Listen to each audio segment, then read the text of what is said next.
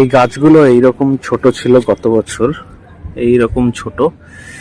তারপরে এক বছরে সেই গাছগুলো এতটা বড় হয়ে গেছে, অনেক ডাল ছেড়েছিল যেগুলোকে আমরা কেটে কেটে লাগিয়েছি অন্য ড্রামে। তারপরে অনেক চারা তৈরি করেছি। তারপর আমাদের গ্রামের বাড়িতেও নিয়ে গেছি কিছু।